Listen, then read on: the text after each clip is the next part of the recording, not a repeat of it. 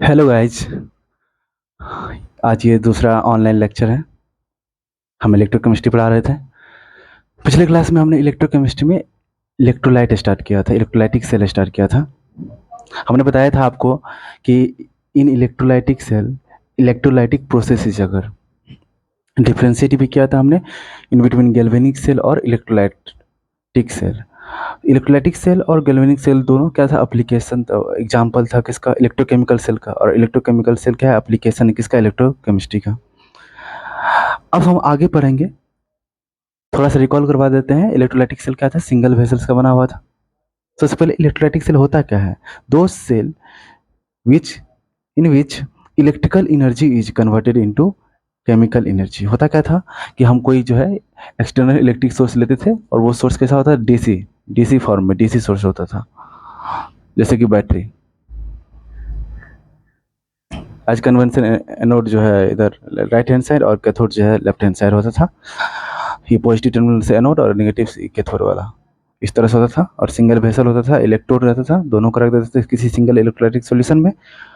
यहाँ पे क्या होता था, जैसे ही हम डीसी सोर्स इलेक्ट्रिक सोर्स को ऑन करते थे, स्विच ऑन करते थे, तो क्या होता था, इलेक्ट्रिक करंट फ्लो होता था। ये पॉजिटिव टर्मिनल बनता था इस तरफ राइट साइड, और left side negative terminal. Right side वाले को एनोड और लेफ्ट साइड वाले को कैथोड बोलते थे। और जैसे ही करंट इस इलेक्ट्रोलाइटिक सॉल्यूशन से फ्लो होता था तो क्या होता था, यहाँ पे जैसे मान लीजिए इलेक्ट्रोलाइटिक सॉल्यूशन में इलेक्ट्रोलाइट जो है CaCl2 था, यही हमने लिया था। तो ये Ca+2 आयन देगा और +2Cl माइनस देगा। तो Ca+2 आयन था और Cl माइनस। तो ये जैसे ही हमने external electric current source electric current flow करवाया इधर इलेक्ट्रोलाइटिक सॉल्यूशन में, तो ये anion migrate towards anode and become oxidised and cation move towards cathode. Cation जाता था कैथोड की तरफ और अपना क्या करता था, रिडक्शन। एनाइन अपना ऑक्सीडेशन करता था और केटाइन अपना रिडक्शन करता था और form some stable product. Cl minus जो है ऑक्सीडाइज होकर करके इलेक्ट्रॉन निकाल करके अपना जो है Cl2 गैस बनाता था। और कैल्शियम जो है इसी इलेक्ट्रॉन को जो एनोड से Cl माइनस एनाइन के ऑक्सीडाइज होने के कारण जो इलेक्ट्रॉन रिलीज हुआ था यहाँ एनोड पे, वो इलेक्ट्रॉन कैथोड पे जाता था और किसी कैल्शियम+2 इस नेगेटिव टर्मिनल को देख कर कैथोड के अट्रैक्ट होता था टुवार्ड्स कैथोड। और वो आकर के इस इलेक्ट्रॉन को लेकर के जो एनोड से आया है अपने आप को क्या करता था, रिड्यूस करता था, कैल्शियम सॉलिड बनाता था। तो हम जानते हैं कि इलेक्ट्रोलाइटिक सेल में ये जो पूरा फेनोमेना हो रहा था, when the electric current is passed into the electrolytic solution, anion migrate towards anode, cation migrate towards cathode and form some stable product is called electrolytic process. Process पूरे क्या करते थे, इलेक्ट्रोलाइटिक प्रोसेस बोलते थे। आज जो हम पढ़ेंगे, हम इलेक्ट्रोलाइटिक जो प्रोसेस हो रहा है इन इलेक्ट्रोलाइटिक सेल, इलेक्ट्रोलाइसिस प्रोसेस किसमें होता है, इन इलेक्ट्रोलाइटिक सेल। इलेक्ट्रोलाइटिक सेल का जो होता है वर्किंग प्रिंसिपल क्या होता है, इलेक्ट्रोलाइसिस। इलेक्ट्रोलाइटिक सेल वर्क करता है इलेक्ट्रोलाइटिक प्रोसेस के बेसिस पे। तो अब हम पढ़ेंगे, अब आगे इलेक्ट्रोलाइटिक प्रोसेस का पढ़ेंगे हम एक्सपेक्ट। उसका एक्सपेक्ट पढ़ेंगे कि इलेक्ट्रोलाइटिक सेल से जो है हम उसमें क्या क्या मेनली फोकस करेंगे इलेक्ट्रोलाइटिक प्रोसेस के अंदर। तो उसका दो एस्पेक्ट होता है पढ़ने का। एक फोकस करेंगे हम यहाँ पे इलेक्ट्रोलाइटिक प्रोसेस में कि प्रोडक्ट किस तरह का बन रहा है due to oxidation of anion and reduction of cation of electrolyte, और कितने अमाउंट में वो प्रोडक्ट बन रहा है। दूसरा एस्पेक्ट ये होगा, पहला एस्पेक्ट है कि किस तरह का प्रोडक्ट बनेगा, और दूसरा एस्पेक्ट है इलेक्ट्रोलाइसिस का कि कितने अमाउंट में वो प्रोडक्ट बनेगा। तो आज हम इलेक्ट्रोलाइटिक के एस्पेक्ट के बारे में पढ़ना चाहते हैं। पहला एस्पेक्ट होगा क्वालिटेटिव एस्पेक्ट। दो तरह का एस्पेक्ट होता है इलेक्ट्रोलाइसिस का। इलेक्ट्रोलाइसिस का हम दो तरह का एस्पेक्ट पढ़ेंगे। एक तो पढ़ेंगे क्वालिटेटिव और दूसरा एस्पेक्ट पढ़ेंगे हम क्वांटिटेटिव। क्वालिटेटिव एस्पेक्ट आज हम पढ़ेंगे। क्वालिटेटिव एस्पेक्ट इलेक्ट्रोलाइसिस प्रोसेस किस में होता है, इलेक्ट्रोलाइटिक सेल में, with the help of external electric current source. When external electric current मतलब एक्सटर्नल इलेक्ट्रिक करंट सोर्स से करंट आता है, वो वायर और इलेक्ट्रोड के थ्रू जो है इस इलेक्ट्रोलाइटिक सॉल्यूशन में फ्लो होता है। और इलेक्ट्रोलाइटिक सॉल्यूशन जैसे ही फ्लो होता है तो जो इलेक्ट्रोलाइट्स के का आयन है उसमें से उसका निगेटिव वाला आयन एनायन जो है एनोड की तरफ मूव करता है, और कैटायन जो है वो कैथोड की तरफ मूव करता है। और एनायन यहाँ पे ऑक्सीडाइज हो जाता है एनोड पे, और कैटायन यहाँ पे रिडक्शन हो जाता है और फॉर्म सम स्टेबल प्रोडक्ट। इस पूरे प्रोसेस को बोलते थे इलेक्ट्रोलाइसिस।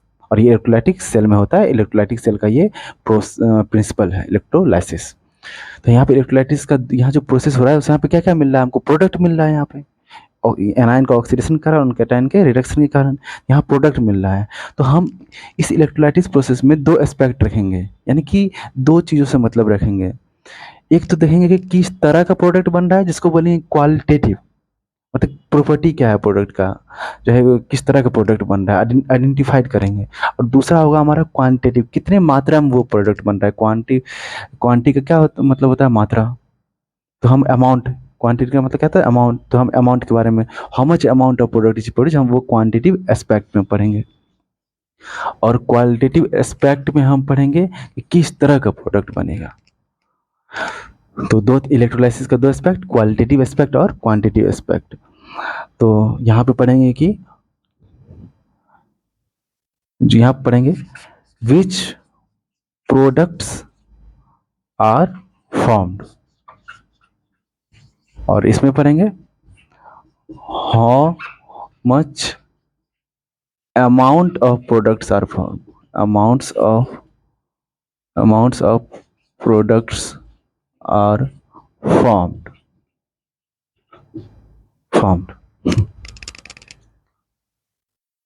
आज स्टार्ट करेंगे हम क्वालिटेटिव एस्पेक्ट, ध्यान से सुनिएगा। क्वालिटेटिव एस्पेक्ट,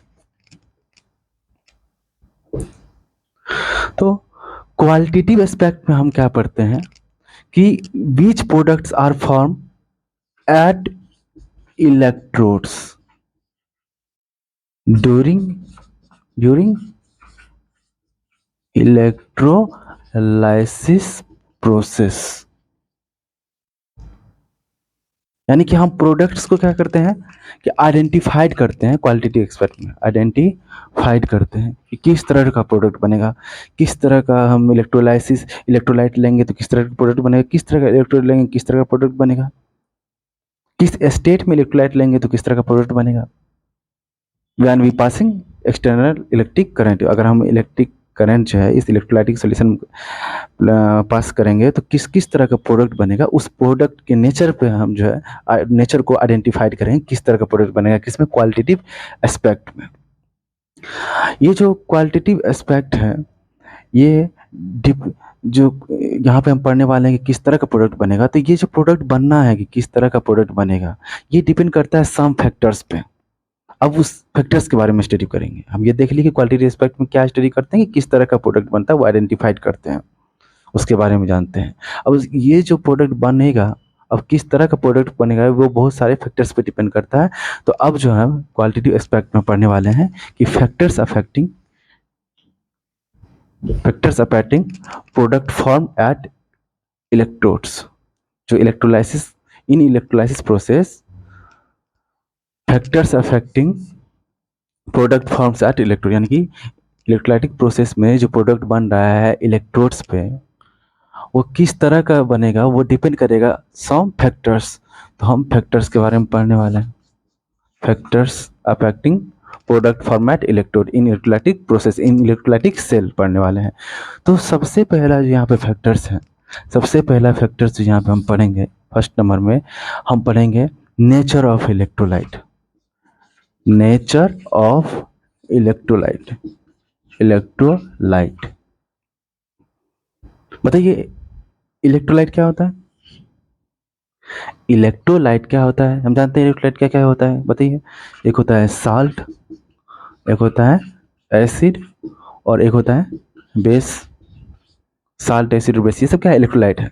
इलेक्ट्रोलाइट्स आर दो substances which gives ions, which gives ये क्या देता है, गिव्स आयंस इन देयर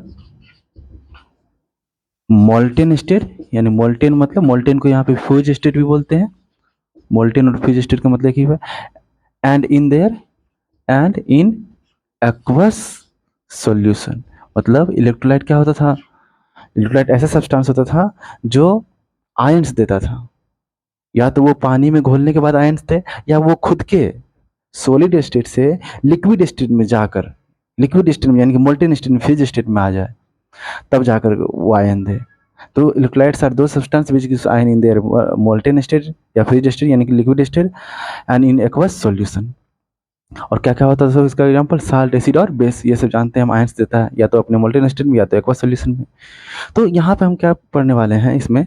हम पढ़ने वाले हैं कि ये जो क्वालिटी एस्पेक्ट है कि किस तरह का प्रोडक्ट बनेगा during the electrolysis process in electrolytic cell, वो प्रोडक्ट किस तरह का बनेगा, टाइप का बनेगा, वो डिपेंड करेगा किस पे?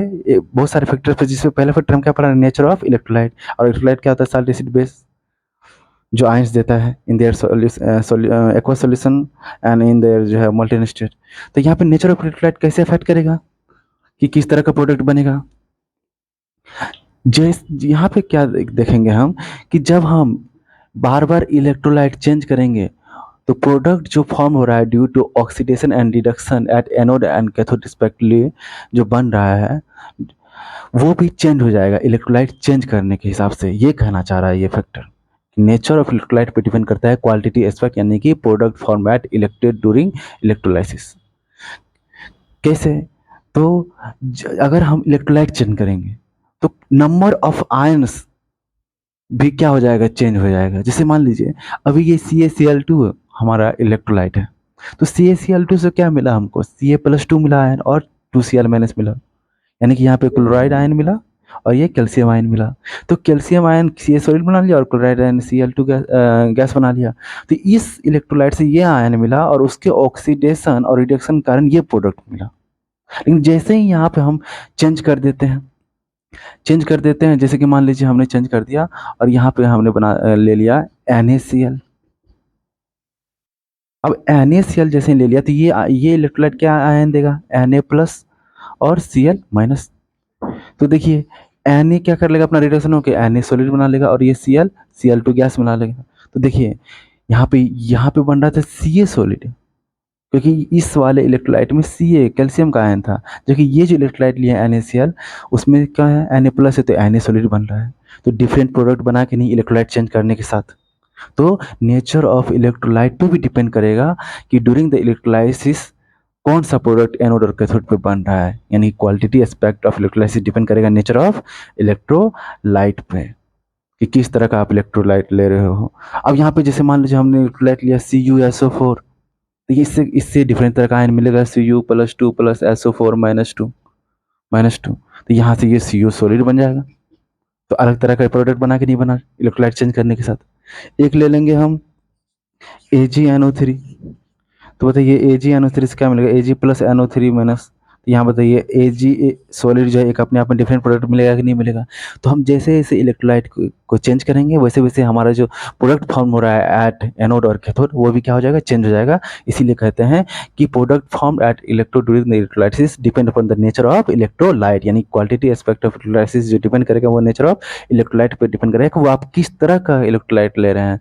अब डिफरेंट टाइप्स का इलेक्ट्रोलाइट लेंगे तो डिफरेंट टाइप ऑफ इलेक्ट्रोलाइट से डिफरेंट डिफरेंट आयंस आएगा और उससे ऑक्सीडेशन रिडक्शन के कारण डिफरेंट डिफरेंट प्रोडक्ट मिलेगा हमको। तो ये एक पहला फैक्टर हो गया हमारा क्या? Nature of electrolyte. ये हो गया हमारा पहला फैक्टर। अब दूसरा फैक्टर हम पढ़ेंगे यहाँ पे नेचर ऑफ इलेक्ट्रोड्स। दूसरा फैक्टर हम पढ़ेंगे नेचर ऑफ इलेक्ट्रोड्स।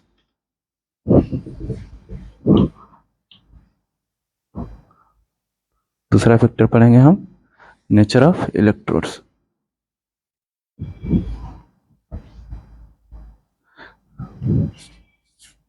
दूसरा फैक्टर पढ़ेंगे नेचर ऑफ इलेक्ट्रोड्स। बताइए इलेक्ट्रोड्स क्या होता है? Sir electrodes are form from elements which connect external electric source to electrolytic solution in electrolytic cell। तो नेचर ये इलेक्ट्रोड होता है कोई एलिमेंट का बना होता है जो एक्सटर्नल इलेक्ट्रिक करंट सोर्स को किससे जोड़ता है, इलेक्ट्रोलाइटिक सॉल्यूशन से।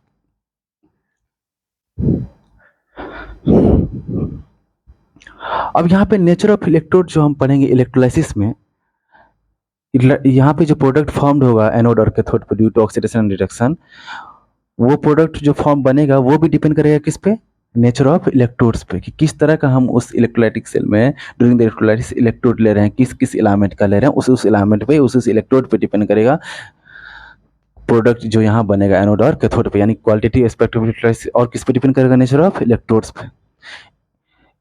इन इलेक्ट्रोलाइटिक प्रोसेस में हम दो तरह का इलेक्ट्रोड यूज करते हैं।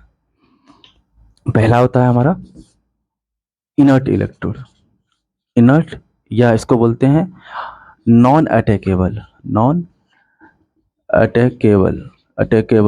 इलेक्ट्रोड, इनर्ट या नॉन अटैकेबल इलेक्ट्रोड।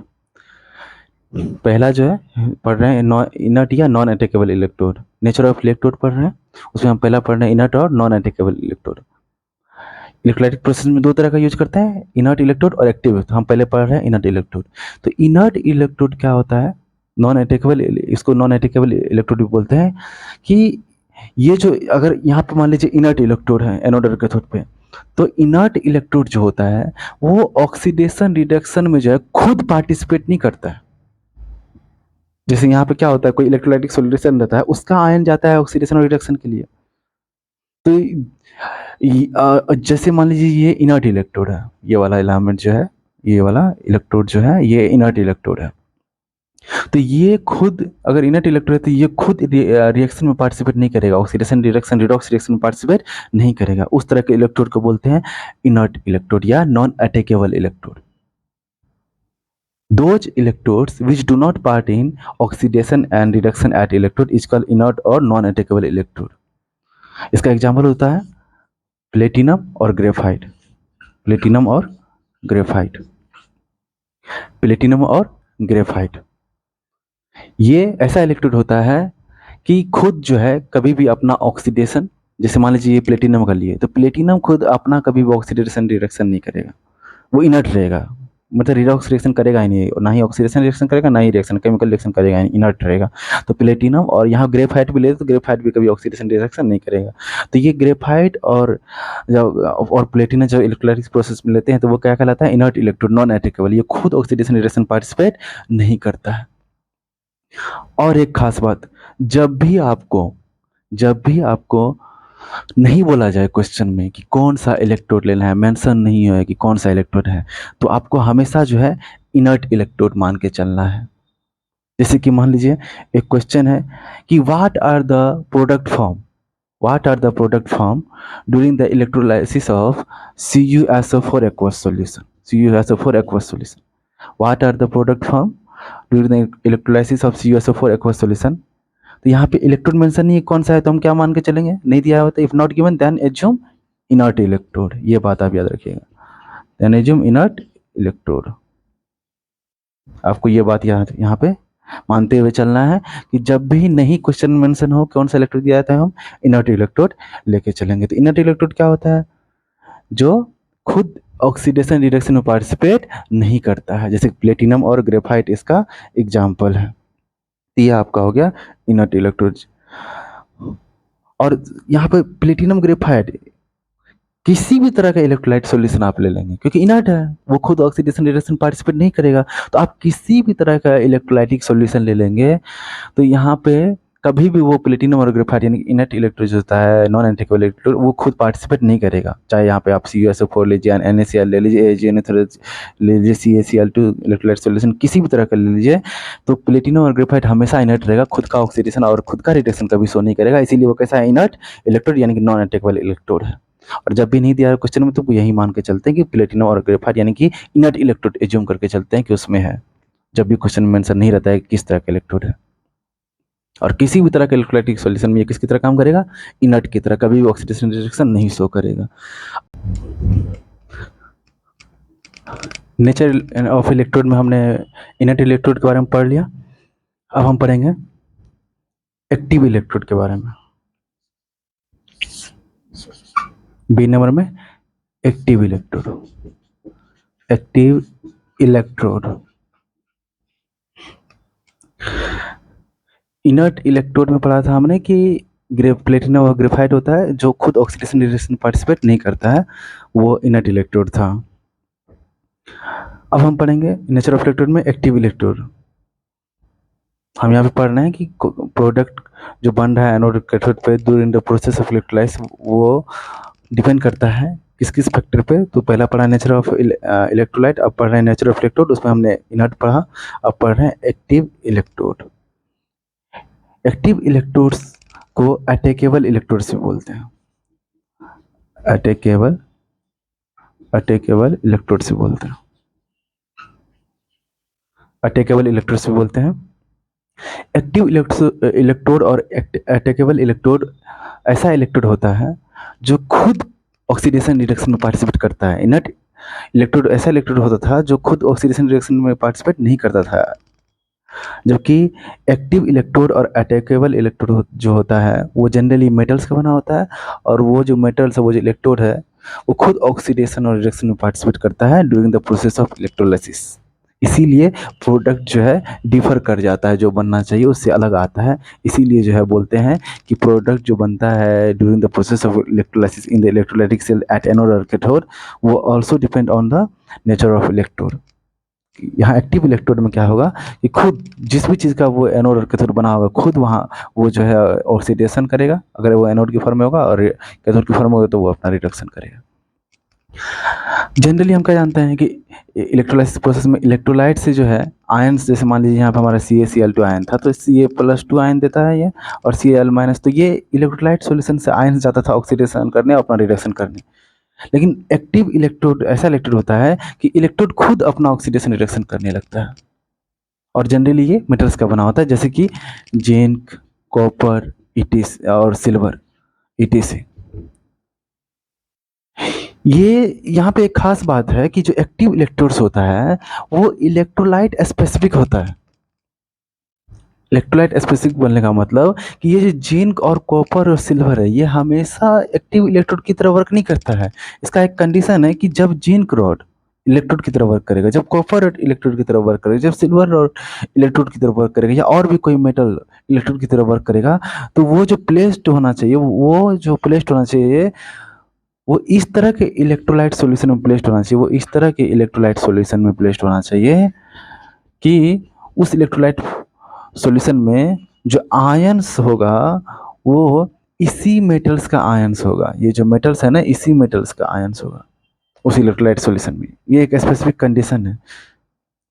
तो जिंक रॉड, कॉपर रॉड और silver rod when placed in their respective electrolyte solution, their respective electrolyte solution का बोलने का मतलब कि उसमें इनका ही आयंस प्रेजेंट होगा। अगर जिंक रॉड एक्टिव इलेक्ट्रोड की तरह वर्क करेगा, यानी खुद ऑक्सीडेशन रिडक्शन में पार्टिसिपेट करेगा, तो जिंक रॉड तभी एक्टिव इलेक्ट्रोड की तरह वर्क करेगा जब वो खुद के रिस्पेक्टिव सॉल्यूशन में हो, मतलब ऐसे सॉल्यूशन में जो जहाँ पे खुद का इसका आयन हो, जैसे कि ZnSO4 सॉल्यूशन में।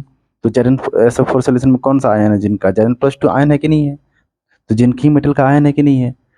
तो ये जो आपको बता रहे हैं, ये ट्रिक बता रहे हैं कि क्वेश्चन से या लैंग्वेज से कैसे पता चलेगा कि जिंक कब एक्टिव की तरह वर्क करेगा, कब जो है इनर्ट की तरह वर्क करेगा। तो जिंक और कॉपर और सिल्वर और जो भी मेटल हो, वो एक्टिव इलेक्ट्रोड की तरह तभी वर्क करता है जब वो खुद के रिस्पेक्टिव सॉल्यूशन में हो, यानी कि खुद के ऐसे सॉल्यूशन में हो, ऐसे इलेक्ट्रोलाइट सॉल्यूशन में हो जिस इलेक्ट्रोलाइट के अंदर उसके खुद के मेटल का क्या हो, आयन छिपा हो, तभी वो एक्टिव इलेक्ट्रोलाइट यानी कि अटैकेबल इलेक्ट्रोड की तरह वर्क कर पाएगा, एक्टिव इलेक्ट्रोड की तरह वर्क कर पाएगा, यानी खुद का ऑक्सीडेशन रिडक्शन शो कर पाएगा।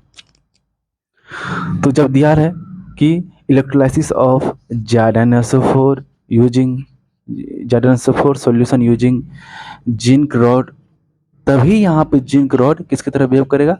एक्टिव इलेक्ट्रोड की तरह बिहेव करेगा, क्योंकि यहाँ पे ZnSO4 इलेक्ट्रोलाइट सॉल्यूशन का इलेक्ट्रोलाइसिस हो रहा है, जिस इलेक्ट्रोलाइट सॉल्यूशन में Zn+2 आयन छिपा हुआ है, यानी कि जिंक रॉड यानी जिंक मेटल का ही आयन छिपा हुआ है।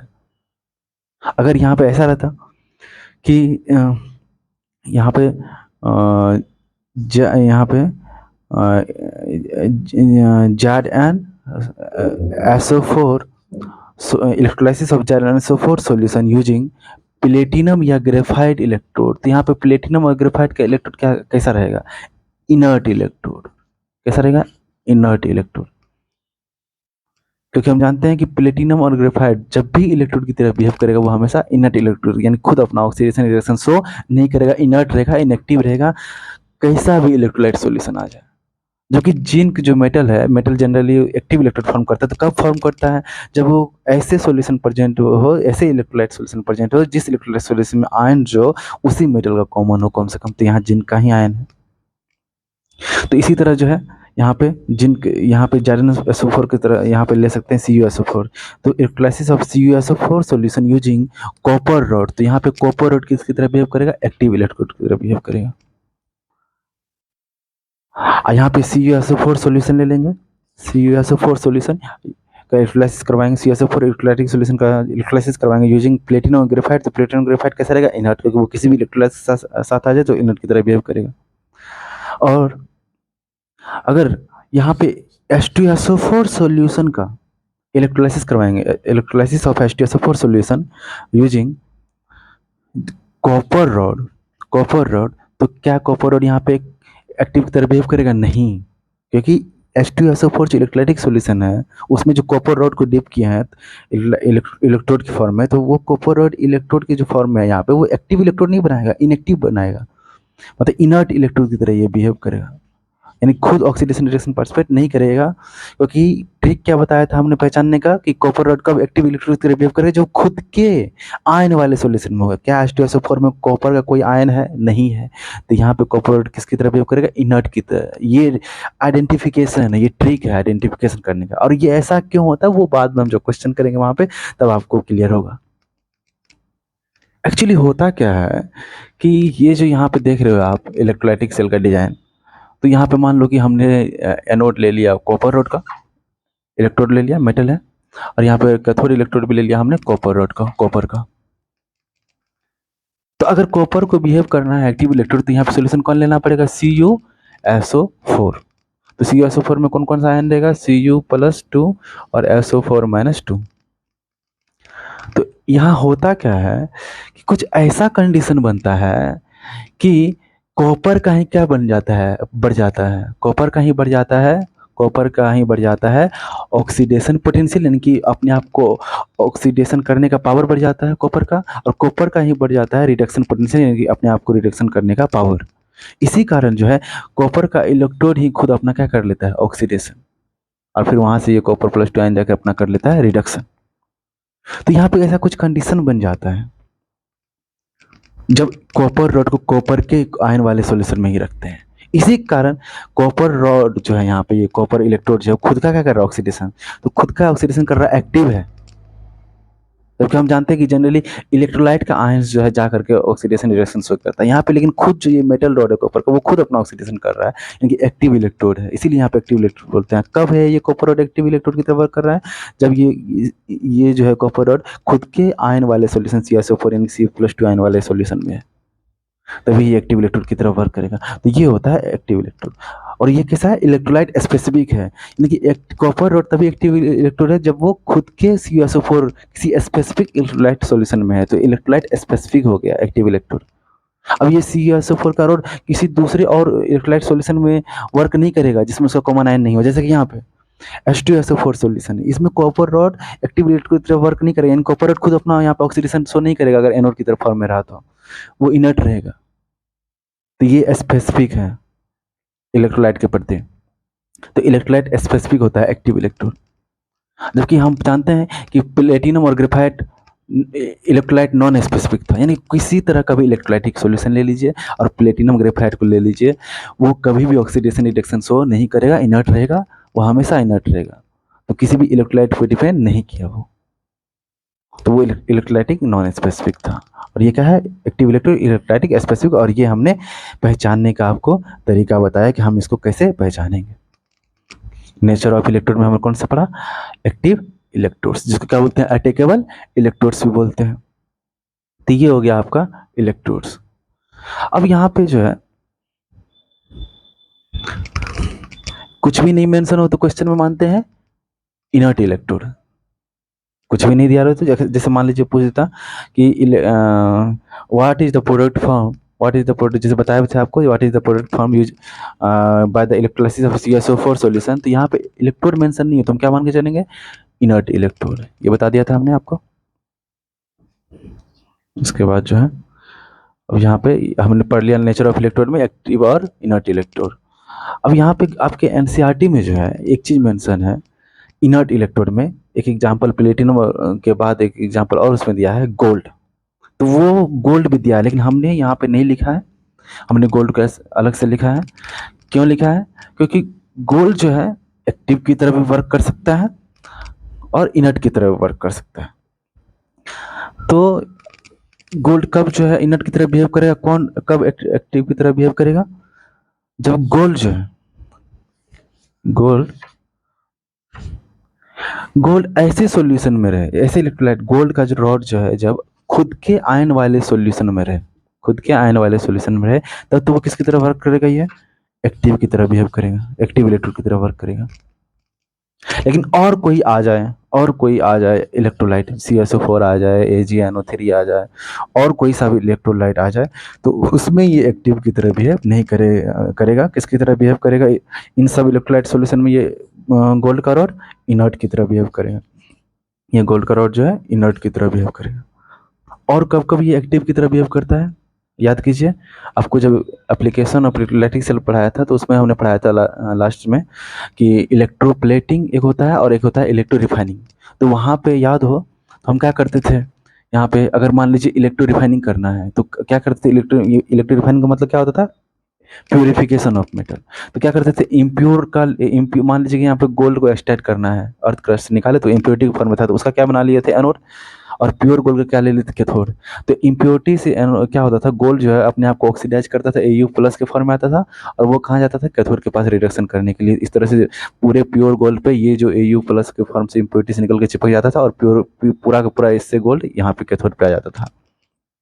तो वहाँ पे यहाँ यहाँ जो रॉड लिए थे इम्प्योर गोल्ड का, वो अपना क्या कर रहा है? ऑक्सीडेशन, तो इलेक्ट्रोड ऑक्सीडेशन कर रहा है, तो वहाँ पे EU का इलेक्ट्रोड कैसे? एक्टिव इलेक्ट्रोड है। उसी तरह जो है इलेक्ट्रोप्लेटिंग में भी बताया था कि यहाँ एक चम्मच ले लेंगे किसी किसी भी मेटल का, और यहाँ अगर गोल्ड का उस पर प्लेटिंग करना चाहते हैं, कोटिंग करना चाहते हैं, तो यहाँ पे गोल्ड का क्या ले लेंगे? एनोड। यहाँ से गोल्ड का रॉड जो है ऑक्सीडाइज करता था और वो जाके चिपक जाता था उसे स्पून से, चम्मच से, तो चम्मच पूरा का पूरा सोने का हो जाता था।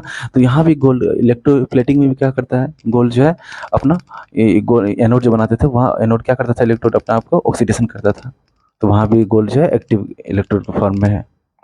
तो गोल्ड का एक स्पेशल केस है, लेकिन ये एनसीईआरटी में इनर्ट इलेक्ट्रोड में ही लिखा हुआ है, इसीलिए हमको क्लियर करना पड़ा यहाँ पे। तो अब यहाँ पे दो हमने फैक्टर पढ़ लिया जो अफेक्ट करता है किसको? प्रोडक्ट फॉर्मेशन को एट एनोड और cathode during the process of electrolysis in electrolytic cell. दो फैक्टर पढ़ लिया, एक पढ़ लिया हमने नेचर ऑफ इलेक्ट्रोलाइट और दूसरा पढ़ लिया हमने nature of electrode. Nature of electrode में दो तरह के इलेक्ट्रोड था जो यूज करते हैं इलेक्ट्रोलाइटिक प्रोसेस में, एक था इनर्ट इलेक्ट्रोड और दूसरा था एक्टिव इलेक्ट्रोड। अब तीसरा फैक्टर आएगा यहाँ पे जो क्वालिटेटिव एस्पेक्ट ऑफ इलेक्ट्रोलाइसिस को अफेक्ट करता है, यानी कि प्रोडक्ट फॉर्मेशन एट एनोड और cathode during the electrolysis affect करता है। तीसरा factor concentration of electrolyte. Concentration of electrolyte का मतलब यहाँ पे है, कंसंट्रेशन ऑफ इलेक्ट्रोलाइट का मतलब यहाँ पे है कि अमाउंट ऑफ इलेक्ट्रोलाइट, यानी कोई भी जो आपका इलेक्ट्रोलाइटिक सॉल्यूशन होता है, कोई भी जो आपका इलेक्ट्रोलाइटिक सॉल्यूशन होता है उसमें क्या होता है? इलेक्ट्रोलाइटिक सॉल्यूशन में क्या होता है? इलेक्ट्रोलाइट होता है। इलेक्ट्रोलाइटिक सॉल्यूशन क्या होता है? इलेक्ट्रोलाइट। इलेक्ट्रोलाइट क्या क्या होता है? साल्ट होता है, एसिड होता है और बेस होता है। तो यहाँ पे कंसंट्रेशन ऑफ इलेक्ट्रोलाइट का मतलब एक तरह से अमाउंट ऑफ इलेक्ट्रोलाइट। जैसे कि एग्जांपल देख लीजिए, हमने बोला कि concentrated H2SO4 electrolyte solution, aqueous electrolyte solution, और दूसरा बोला हमने डाइल्यूट H2SO4 एक्वस सॉल्यूशन। तो जैसे हमने कंसंट्रेटेड H2SO4 एक्वस सॉल्यूशन बोला तो इसका मतलब H2SO4 का अमाउंट क्या है? बहुत ही ज़्यादा है। और जैसे ही हमने डाइल्यूट H2SO4 एक्वस सॉल्यूशन बोला तो इसका मतलब डाइल्यूट एक्वस सॉल्यूशन मतलब क्या? वाटर। यहाँ भी वाटर है, लेकिन यहाँ पे कंसंट्रेटेड H2SO4 यानी कि वाटर कंपेरिजन में H2SO4 का अमाउंट ज़्यादा है, जबकि यहाँ पे डाइल्यूट H2SO4 एक्वस सॉल्यूशन यानी कि यहाँ पे पानी का मात्रा ज़्यादा है, डाइल्यूट है, पानी का मात्रा ज़्यादा है। डाइल्यूट H2SO4 कंडीशन में पानी का मात्रा ज़्यादा है। तो इसके केस में H2O is greater than H2SO4, और कंसंट्रेटेड केस में H2SO4 is greater than H2O।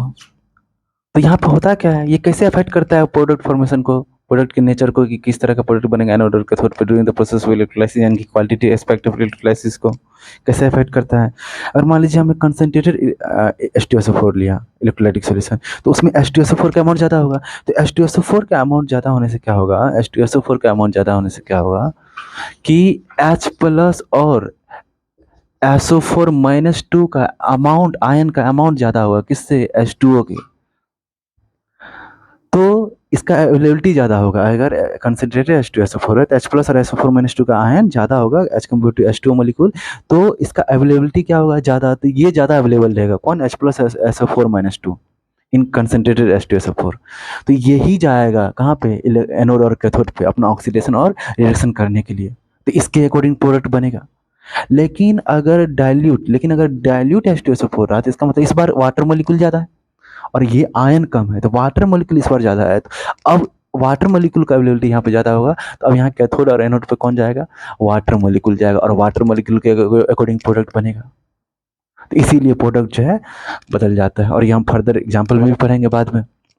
तो कंसंट्रेशन ऑफ इलेक्ट्रोलाइट चेंज करने पे भी type of product formation at anode और cathode during the electrolytic process क्या हो जाता है, चेंज हो जाता है। तो ये हो गया फैक्टर एक। अब दूसरा फैक्टर पढ़ेंगे यहाँ पे, सॉरी फोर्थ फैक्टर पढ़ेंगे यहाँ पे जो अफेक्ट करेगा प्रोडक्ट फॉर्मेशन को, वो है हमारा लास्ट फैक्टर, वो है हमारा nature of medium. Nature of medium fourth factor है हमारा nature of medium. Nature of medium, यहाँ पे नेचर ऑफ मीडियम बोलने का मतलब है कि जो हम इलेक्ट्रोलाइटिक सॉल्यूशन लेते हैं, हम जो इलेक्ट्रोलाइटिक सॉल्यूशन लेते हैं वो बना होता है इलेक्ट्रोलाइट्स का, और इलेक्ट्रोलाइट्स के बारे में बताते हैं कि एसिड और बेस और साल्ट होता है। एसिड बेस और साल्ट इलेक्ट्रोलाइट होता है, और उसी से हम क्या बनाते हैं, इलेक्ट्रोलाइटिक सॉल्यूशन। यहाँ नेचर ऑफ मीडियम बोलने का मतलब कि जो इलेक्ट्रोलाइट का स्टेट, कि किस तरह का स्टेट हम लिए हैं। इलेक्ट्रोलाइट को हम जनरली हम जानते हैं कि दो तरह से ले सकते हैं। या तो उसको पानी में घोल के ले सकते हैं, तो वो एक्वस सॉल्यूशन ऑफ इलेक्ट्रोलाइट बनाएगा, एक्वस सॉल्यूशन ऑफ इलेक्ट्रोलाइट बनाएगा, इलेक्ट्रोलाइट बनाएगा। या तो एक्वस स्टेट हो सकता है, या नहीं तो हम इसी इलेक्ट्रोलाइट को, मान लीजिए अगर ये सॉलिड स्टेट में, अगर मान लीजिए NaCl है और ये सॉलिड स्टेट में है, तो इसे क्या करेंगे, हीट, और NaCl किस स्टेट में ला लेंगे, NaCl के लिक्विड स्टेट में ला लेंगे।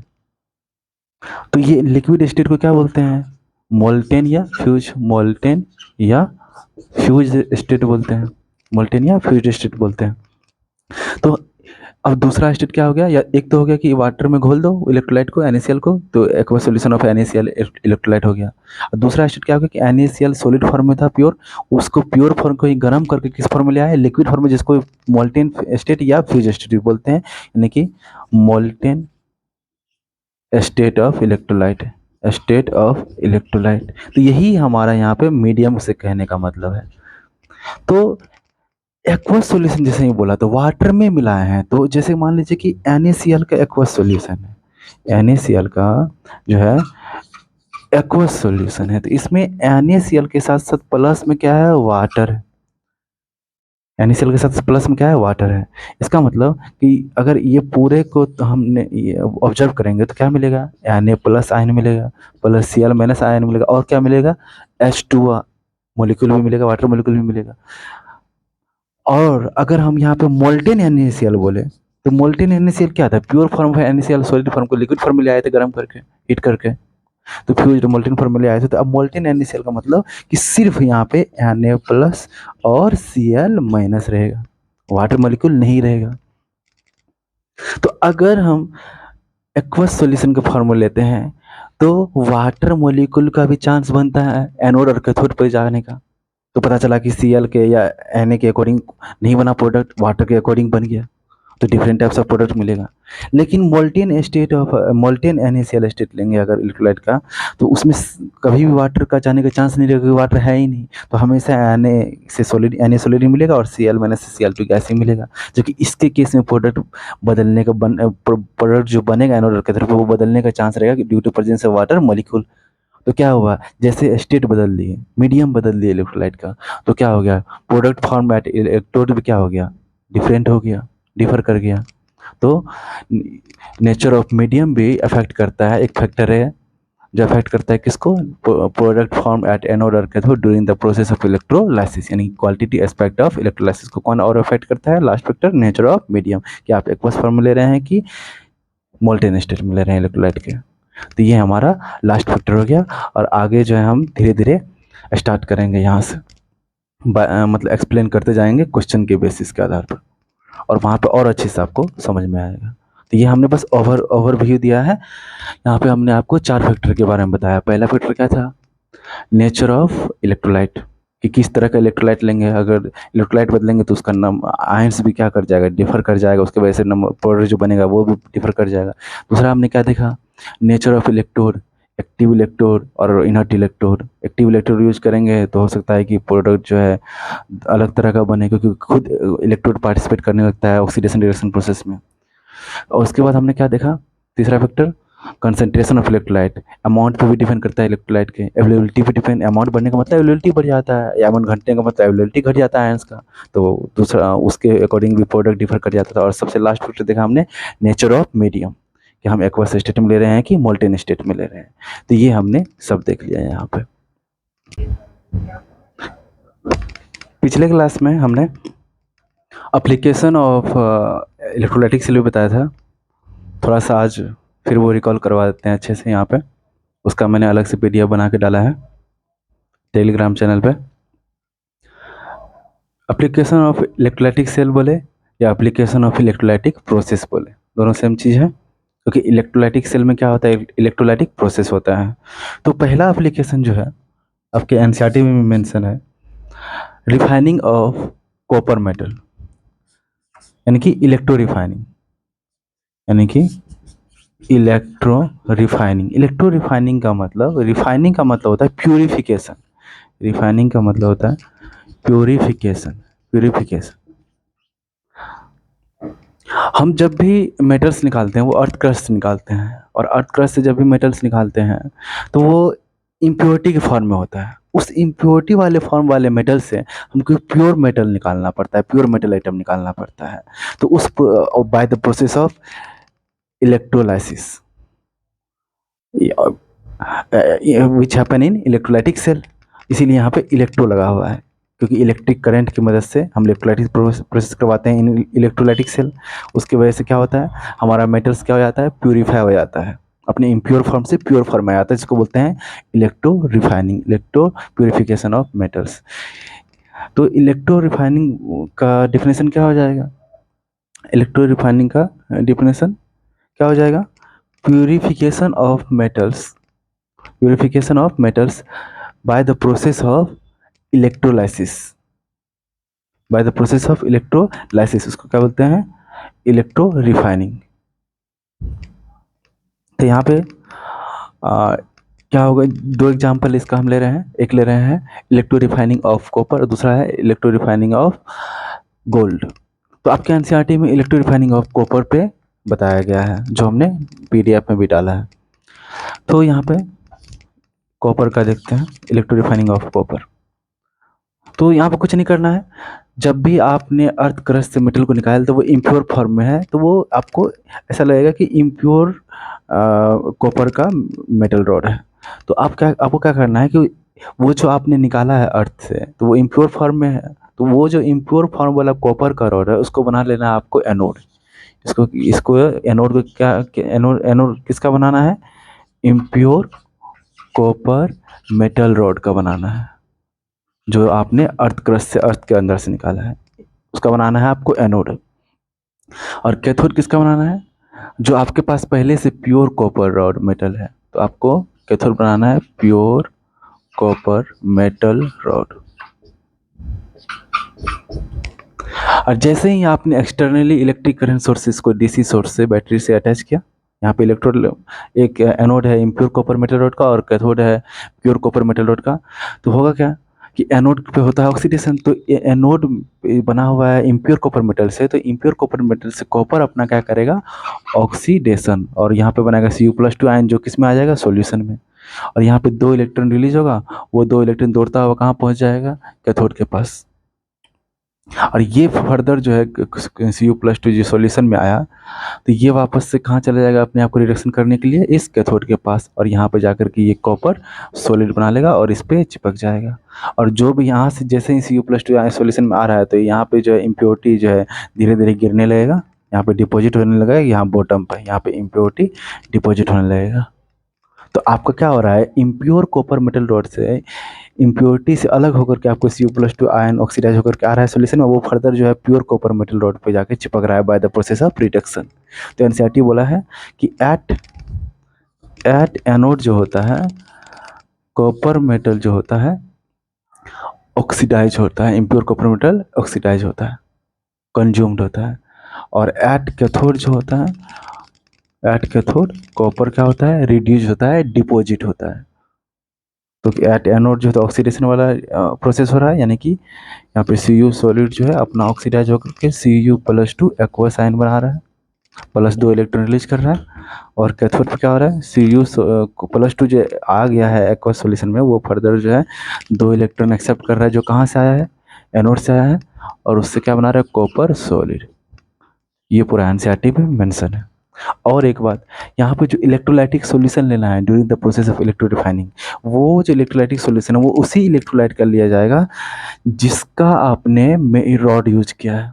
आपने यहाँ पे यहाँ पे कॉपर का रिफाइनिंग कर रहे हैं, आप कॉपर मेटल का रिफाइनिंग कर रहे हैं, तो यहाँ पे कॉपर वाला ही इलेक्ट्रोलाइट, यानी कि कॉपर आयन कंटेनिंग इलेक्ट्रोलाइट ही आपको लेना है, यानी जैसे कि CuSO4 जिसमें कॉपर का आयन है, ऐसा ही इलेक्ट्रोलाइट लेना है। तो देखिए ये वही वाला प्रोसेस है जहाँ पे इलेक्ट्रोड किसकी तरह वर्क कर रहा है, एक्टिव इलेक्ट्रोड की तरह वर्क कर रहा है, खुद इलेक्ट्रोड पार्टिसिपेट कर रहा है ऑक्सीडेशन में, तो ये एक्टिव इलेक्ट्रोड की तरह वर्क कर रहा है।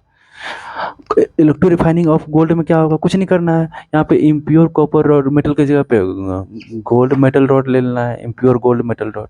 यहाँ प्योर कॉपर मेटल की जगह पे प्योर गोल्ड मेटल रॉड ले लेना है। यहाँ पे CuSO4 की जगह पे ऐसा इलेक्ट्रोलाइट सॉल्यूशन लेना है जिसमें कॉपर का जो है आयन रहे, जैसे कि CuCN, AuCN, Au+ और CN-। ये जो है एक कॉम्प्लेक्स बना के रहता है, इस तरह का इलेक्ट्रोलाइट होता है, या तो पोटेशियम के साथ साल्ट बना के रहता है AuCN, ये प्लस और ये माइनस, या ये सोडियम के साथ साल्ट बना के रहता है AuCN, या नहीं तो उसकी जगह पे जनरली जो बोला जाता है कि in electro refining of gold which electrolyte solution is use, तो यहाँ पे एक्वस HCl सॉल्यूशन यूज किया जाता है, एक्वस HCl सॉल्यूशन भी यूज किया जाता है गोल्ड के रिफाइनिंग के केस में। अब गोल्ड है तो अब गोल्ड यहाँ पे आएगा, एनोड की फॉर्म में, इम्प्योर की फॉर्म में गोल्ड मेटल होती है, ये अपना ऑक्सीडेशन करेगा, फर्दर ये अपने आप को यहाँ पे Au सॉलिड की फॉर्म में डिपोजिट कर लेगा। तो यहाँ पे ये एक्वस, यहाँ पे जो लेते हैं इलेक्ट्रो रिफाइनिंग ऑफ गोल्ड के केस में कौन सा इलेक्ट्रोलाइटिक सॉल्यूशन जनरली लेते हैं, एक्वस HCl लेते हैं, ये बात याद रखना। तो ये हो गया आपका इलेक्ट्रो रिफाइनिंग, एक एप्लीकेशन हो गया इलेक्ट्रोलाइसिस प्रोसेस यानी कि इलेक्ट्रोलाइटिक सेल का। दूसरा एप्लीकेशन हम जानते हैं क्या है, दूसरा एप्लीकेशन क्या है, दूसरा एप्लीकेशन बताया था आपको इलेक्ट्रोप्लेटिंग, दूसरा हमने बताया था आपको इलेक्ट्रोप्लेटिंग। तो इलेक्ट्रोप्लेटिंग का मतलब क्या होता है, इन इलेक्ट्रोप्लेटिंग, दूसरा प्रोसेस है दूसरा प्रोसेस है इलेक्ट्रोप्लेटिंग, सॉरी,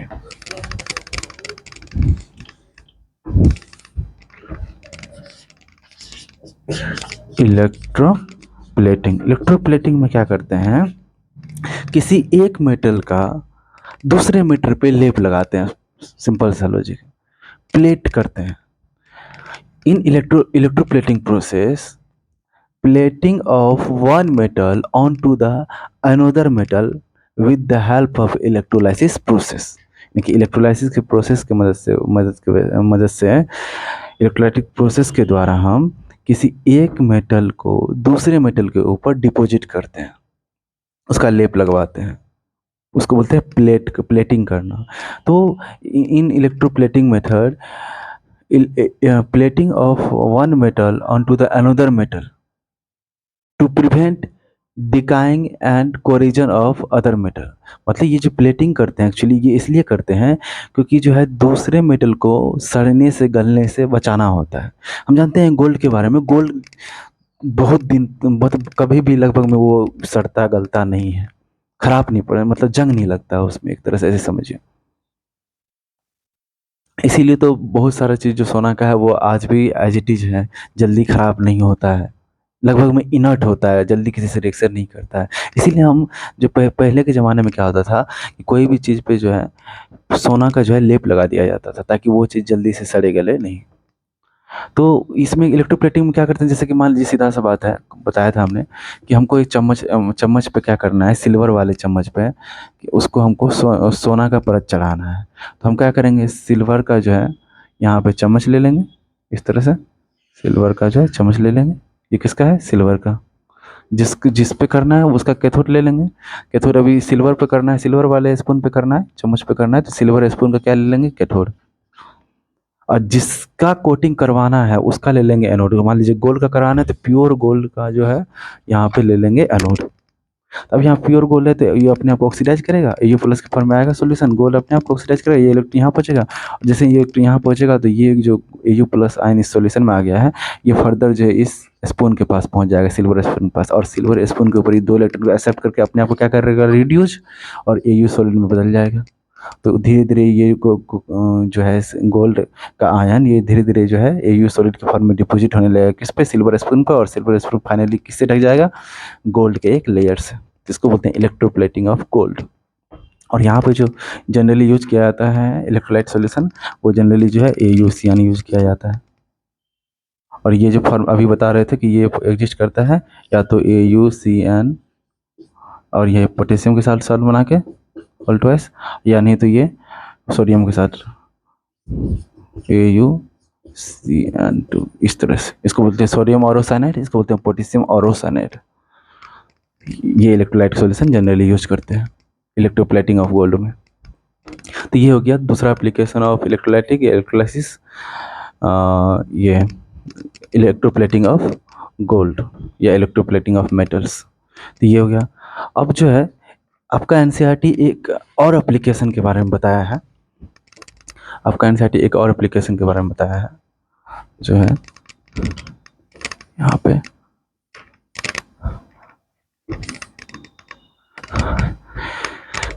कि वहाँ पे बताया है कि कुछ मेटल्स जैसे कि सोडियम हो गया, एल्युमिनियम हो गया, मैग्नीशियम हो गया, और बहुत सारे मेटल्स प्रोड्यूस किया जाता है bye the process of electrolysis. अब वहाँ पे लिखा गया है electrolytic reduction process, sodium metal को, मैग्नीशियम मेटल को, एल्युमिनियम मेटल। ये हम धीरे धीरे क्वेश्चन में भी देखेंगे, धीरे धीरे जब हम आगे पढ़ेंगे। तो आपका एनसीईआरटी बोलता है कि at the scale of large level, मतलब लार्ज लेवल अगर हमको प्रोडक्शन करना है सोडियम मेटल का, एल्युमिनियम मेटल का और मैग्नीशियम मेटल का एट द इंडस्ट्रियल लेवल, तो वहाँ पे हम जो है इलेक्ट्रोलाइटिक रिडक्शन प्रोसेस का यूज करते हैं। वहाँ पे कुछ नहीं होता है, सिंपल सा है। जैसे कि मान लीजिए कि हमको क्या होता है कि ये जो प्रोसेस है वो मेटलर्जिकल प्रोसेस में होता है। तो मेटलर्जिकल प्रोसेस में क्या करते हैं, पहले तो खुदाई करते हैं, फिर अर्थ के अंदर से जो है मेटल्स निकालते हैं, वो इम्प्योर फॉर्म में रहता है। बहुत सारा प्रोसेस होता है मेटलर्जिकल प्रोसेस। फर्दर जो है और उसमें प्योरीफाई करने के लिए हम बाद में क्या होता है, एक एक रिडक्शन प्रोसेस होता है, एक ऑक्सीडेशन प्रोसेस होता है, जो कि मेटलर्जिकल प्रोसेस है। जब हम मेटल्स को निकालते हैं प्लस से प्योर फॉर्म में लाना चाहते हैं तो ऑक्सीडेशन प्रोसेस भी करना पड़ता है और रिडक्शन भी। तो जनरली हम मेटलर्जी में रिडक्शन प्रोसेस के रूप में कार्बन को यूज कर लेते हैं रिड्यूसिंग एजेंट के रूप में।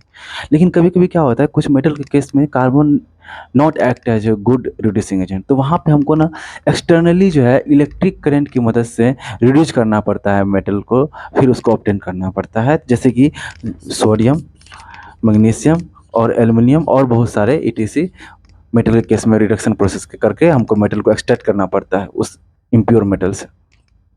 तो यहाँ पे क्या करते हैं, जैसे सोडियम है तो सोडियम जो निकालते हैं, तो सोडियम जो निकालते हैं वो यहाँ पे सोडियम के NaCl के फ्यूज्ड या मोल्टेन स्टेट से निकालते हैं, इसका यहाँ से रिडक्शन करके सोडियम निकालते हैं।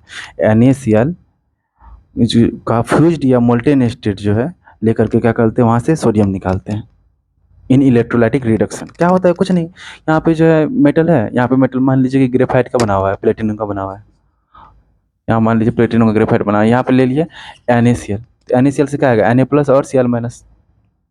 तो Na+ किधर जाएगा? NaCl fuse state molten state में, यानी कि सिर्फ Na+ का ही आयन और सिर्फ Cl- का ही, और कोई वाटर वगैरह नहीं प्रेजेंट, क्योंकि मोल्टेन स्टेट में है। तो Na+ किधर जाएगा? कैथोड की तरफ कैटायन है, ये अपने आप को क्या कर लेगा, रिड्यूस, और क्या बना लेगा, Na सॉलिड। तो हमको यहाँ पे सोडियम मेटल मिल गया। तो यहाँ पे रिडक्शन हो रहा है with the help of electricity, तो इसको बोलते हैं इलेक्ट्रोलाइटिक रिडक्शन। तो और इस प्रोसेस क्या बोलते हैं, डाउन्स प्रोसेस। डाउन्स प्रोसेस, इस प्रोसेस को बोलते हैं डाउन्स प्रोसेस। ये आप एस ब्लॉक में भी पढ़ते हो, वहाँ पे एप्लीकेशन में आता है। और यहाँ पे जो है मैग्नीशियम कैसे ऑब्टेन करते हैं, मैग्नीशियम क्लोराइड से, MgCl2 से ऑब्टेन करते हैं। फ्यूज्ड यहाँ पे MgCl2 भी कैसे लेते हैं, फ्यूज्ड, ताकि Mg+2 वाला ही आयन प्रेजेंट रहे और Cl- वाला ही आयन प्रेजेंट रहे। तो Mg+2 किधर चले जाएगा, यहाँ पे कैथोड की तरफ रिडक्शन करने के लिए, तो Mg का मेटल मिल जाएगा रिडक्शन होकर के। तो ये भी यहाँ भी इलेक्ट्रोलाइटिक रिडक्शन से मेटल मिल रहा है Mg का। तो Mg obtain from MgCl2 molten state, मतलब MgCl2 का मोल्टेन स्टेट वाला इलेक्ट्रोलाइट लेते हैं और उसका इलेक्ट्रोलाइटिक इलेक्ट्रिसिटी की मदद से क्या करते हैं, रिडक्शन करते हैं। तो इसको बोलते हैं इलेक्ट्रोलाइटिक रिडक्शन। तो उससे हमको मैग्नीशियम मेटल मिल जाता है। उसके बाद जो है एल्युमिनियम जो है, इस इसका इसको कहाँ से निकालते हैं, एल्युमिनियम ऑक्साइड से निकालते हैं, Al2O3 से। इसके इलेक्ट्रोलाइटिक रिडक्शन से निकालते हैं। और यहाँ पे एक एजेंट यूज करते हैं हेल्प करने के लिए इस रिडक्शन में, Al2O3 के रिडक्शन में, उसको बोलते हैं क्रायोलाइट। तो इस तरह से जो है